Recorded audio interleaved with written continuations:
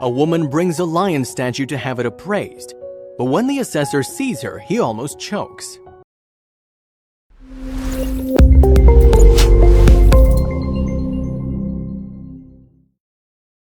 But before we start, please take a moment to give this video a like, subscribe to HappyWorld, and hit the bell so you'll never miss these great stories. Antiques Roadshow presenter for 24 years, Larky Mason thought he had seen it all. But during one episode, he was confronted with a statue that left him stunned and shocked, especially when the woman told him how she'd acquired such a unique item. While he'd seen people bring precious items from all over the world and loved trying to decipher the history and value of the item, Mason never expected such a rare item ever being brought in front of him. It should have been just another episode of Antiques Roadshow for Larky Mason, but it turned out into a story he would recall to time and time again. It was early 2002. As the owner walked towards him, Mason's eyes only saw the lion statue brought forward. He'd spent a lifetime learning and teaching about antiques, especially from China, so if anyone could find out more about the unassuming statue, it was Mason. And just by simply looking at it, he knew the owner had no idea how valuable of an item she was holding in her hands. The first question Mason asked was how did she get it, but the answer wasn't as simple as the question. It seemed the statue's been in the owner's family for a long time, and her early memories of how it came to be in her family are pretty murky. My grandparents picked it up. They traveled a lot in China, she said. When were they in China, Mason asked. The lady replied by saying, probably in the early part of the century. Where have you had this since then, Mason asked. My mother's had it in her house, and since then I inherited and brought it west, she said. Since then, the statue stayed in the corner of her living room. She even gave it a name of Leo the Lion. To the owner, the statue wasn't just a piece of history, but an item part of her family, something which bound 3 generations of her family together. While it had a great sentimental value, no one in her family knew the real monetary value. For someone as experienced as Mason was in the world of antiques, it was amazing to see him become so genuinely emotional on air, especially since at that point he'd seen hundreds of antiques. Okay, well, I'll start by saying when this came up, I could barely, he said. He was lost for words and slightly trembling. His deep love for history and antiques were making it hard for him to stay professional, but he had to pull himself together because the owner deserved to know more about Leo the Lion. He inspected it further and said, "It's fantastic, this is true." "Sorry, I'm a little worked up," he said.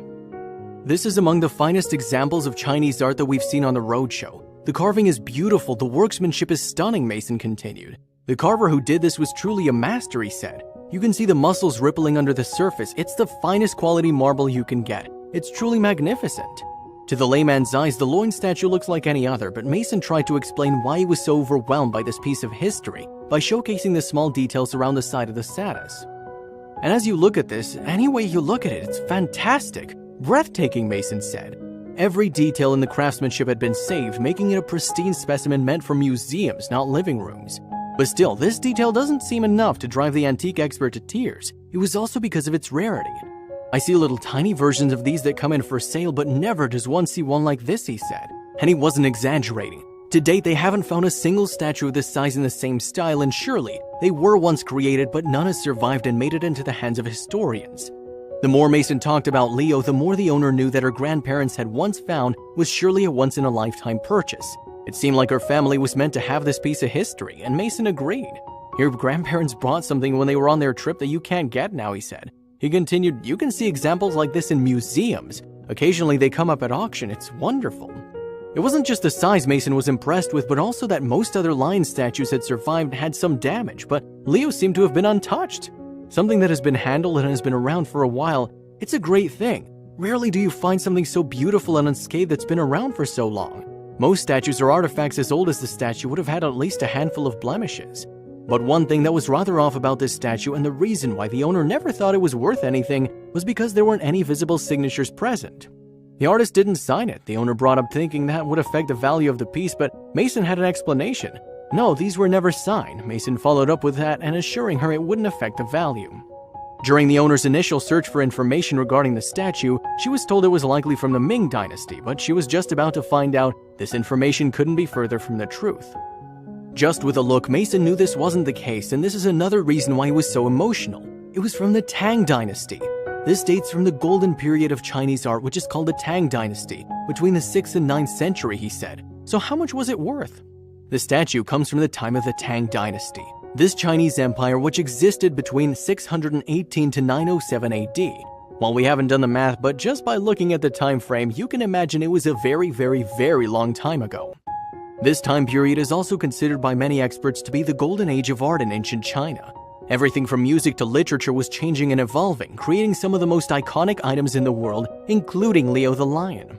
To think that the work from the Tang dynasty would one day find its way into a suburban home in New Mexico and later on a national TV show, the odds were very slim and only added to the drama.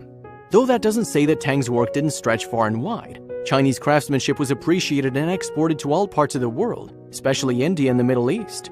The lion statue is just a hint of the real beauty of that majestic time. While many more sculptures can be traced back to the Tang dynasty, mostly they're dotted around China and rarely make their way to the West. Also, at the time, Buddhism was the most commonly practiced religion in the country, and a huge amount of these statues depicted Buddha in all varying sizes. For this reason, the lion statue is even rarer since it wasn't widely produced. Another example that will provide more context to how important Leo was to history is to know that recently the Longmen Grottos, a cave system depicting Chinese Buddhist carvings, was turned and given World Heritage status by the governing body of UNESCO. So that's pretty important. The carvings were referred to as an outstanding manifestation of human artistic creativity for their size and magnificence, and this lion statue was created somewhere during the same time. When the lion statue resurfaced, it surely made headlines inside the Antiques Roadshow community. On the official website of the show, Larry Canal, who's the editor-in-chief, said the lion is one of, if not the greatest and most important antiques to ever pass through the show. In his account with the Antiques Roadshow Insider, Mason stated, "Surprise, astonishment, and disbelief washed over me the moment the owner of a white marble lion walked up to the Asian arts table in Albuquerque last summer," he said. Discovering a Tang Dynasty lion in such an unexpected venue, however, ranks as one of the greatest surprises of my career. It's exceptional not only for its size, around 18 inches, but because of its quality and condition. As far as Mason was concerned, the statue's base spoke volumes. "One of the ways I can tell you that it's what it's supposed to be, not only for the artistic aspects of it," he said, "but when you look at it underneath, you can see that there's every indication of great age from the chisel work that's taken place on the sort of sandy surface, which is fantastic. That gives you the kind of patina you want to see." Again, one of the things that Mason just couldn't get over about the statue was the original crafter's incredible consideration to detail. The craftsman treated this large sculpture in a manner more typical of carvings of much smaller size, he said. The surface is smooth and unmarred from damage. The details are crisply rendered as the day it left the carver's workshop. I told the lion's owner that its value might be a bit more than expected. The question remained, though, how much was it actually worth? And now we reveal what you all came here for. The value of the item, about which Mason said, "I feel pretty confident that one could get between $120,000 and $180,000 for it," he said. However, that might not be its true value.